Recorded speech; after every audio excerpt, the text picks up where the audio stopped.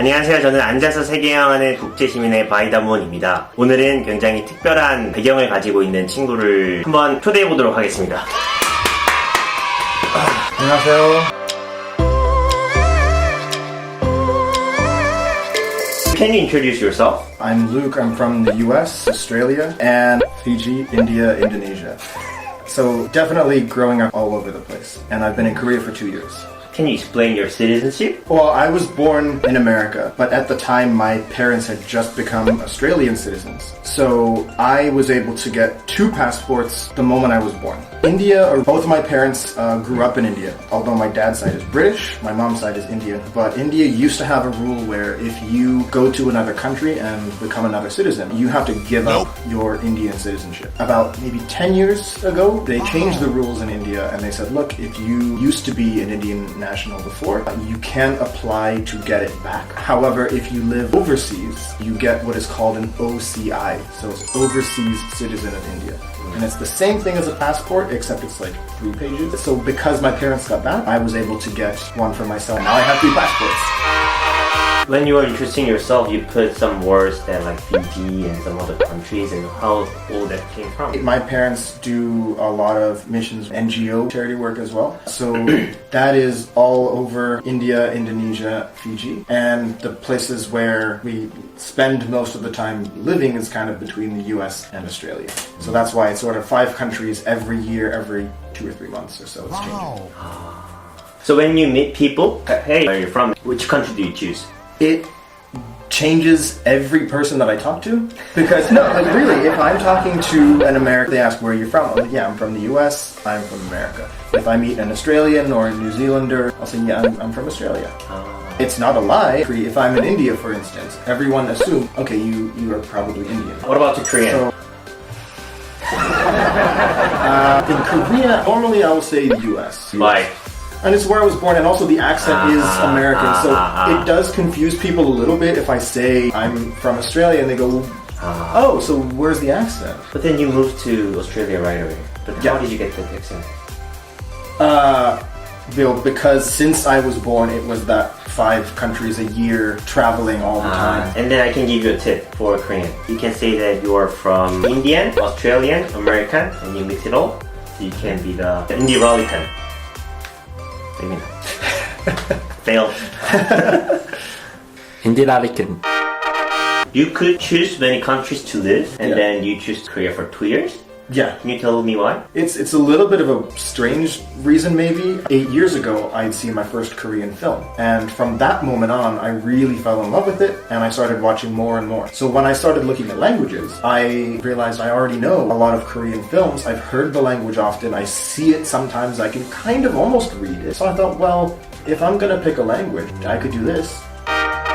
Yeah. Can you show off yourself that you are movie lover? To this date, I've seen 73 Korean films. My favorite director in the world is Park Chan-wook. My favorite film in the world is 친절한 군자씨 with Lee Yong-nae. She's also my favorite female Korean actor. And my favorite male Korean actor, pretty safe pick, but a very well-known Choi Min-sik. Also, Lee Byung-hyun.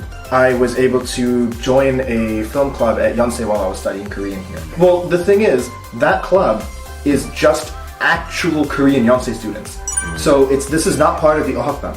So every week, Thursday, we meet up, we watch a different movie that's been picked by somebody in the club. Then after that, we have basically an hour and a half of discussion with everybody who's watched it and then we go to dinner. And then 2잔, 3잔.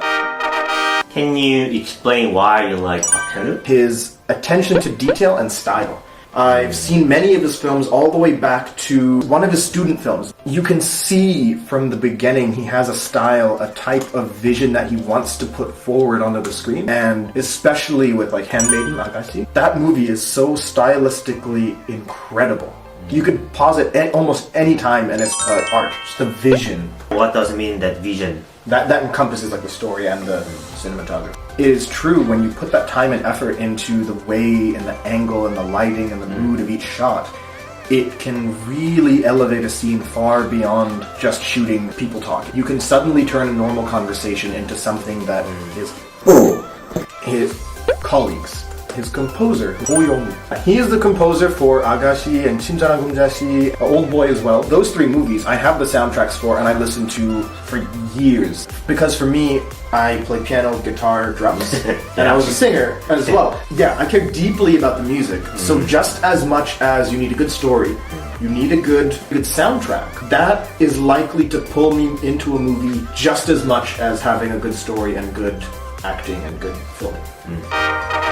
And that's another point about Korean cinema that I very much enjoy is they very appreciate and understand classical music. Yeah, like Western films would usually have like big blockbuster movies. It's just like the music that you expect. But here in Korean cinema, there's more movies that have a little bit of a slower take on the music and they'll have classical pieces in there. Very recent example that some people might know is Parasite or 기생충. But one of the songs in that is The Belt of Faith or 믿음의 벨트.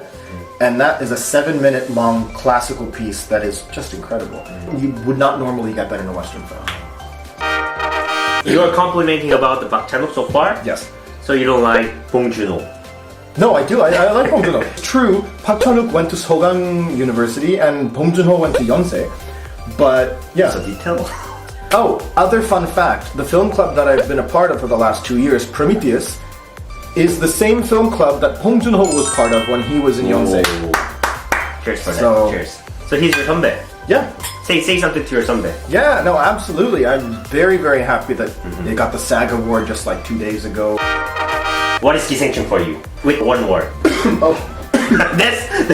that's not the artistic analysis of up and down, because everything in that movie is set with like the rich family's up here, the poor family literally lives below. There's so many shots that have and many people mention about like that, like the 촬영 기법, and then I really didn't notice while I was watching the movie. But then, is it really matters a lot? That's what elevates it. It's already a good film, but the way that he shoots it, the angles, the lighting, the way that he moves the camera, sometimes you can do things like that to add more character to them. Even if you're not paying attention, you feel that feeling that Bong Joon-ho wants you to feel. Okay, thank you for your answer. Then I have kind of my opinion about why it is so famous in here. The topic was related to the human's basic instinct about wealth and poor and then like lying. So that can be cover all human beings in the world. That's why everyone liked it. It's world reaching because everyone can understand it. But I was actually shaking. At one scene of the movie. I was physically shaking. No. You're lying because you saw all that success. No, because I have not had that happen in almost like 2 years. When did you shake? Which scene made you shake? Well, I'm not gonna, that's one of the big moments of the film. I can't tell. I haven't watched it already, so come on. Spoiler! Now, here you go. Yeah, you can skip to that part if you don't want to get the spoiler. And then the husband and wife are on the couch. The whole family's underneath the table. Just the fact that they're all stuck there and literally any second, anything can go wrong. Whether the kid could see them or the parents could see them or one of them might make a sound. And I have not been that tense watching a movie in a very long time. Many people will agree with your opinion. And then I have one assumption. Maybe you were in the similar situation before. Oh, because I had such a strong reaction, so I must have done something. Yeah, something like that. You're at the couch and then you're seeing something going around there. Yes or no? I'm not answering that. That was a good answer. I like the answer. 영화 볼 때 자막 없이 봐요? 영화 첫 번째 보면 자막 같이 봐요. 아, 영화를 여러 번 봐요? 네. 왜냐면은 영화 안에 있는 정보를 이해하고 싶어서. 그치. 좀 자막 같이 봐요. 근데 두 번째, 세 번째 그 다음에 자막 많이 본다. 오늘은 미국, 호주, 인도 여권을 가지고 있는 루크를 초대했습니다. 국적도 다양하게 섞일 수 있고 다양한 사람들이 이 세상에 존재한다는 거를 한번 영상을 통해서 보여주고 싶었습니다. 그래서 오늘은 여기까지 앉아서 인디 랄리칸을 여행해봤고요. 다음에 또 같이 여행해요. 안녕. 안녕. 구독, 좋아요. Okay, good. Thank you for coming today. Yes, thanks for having me.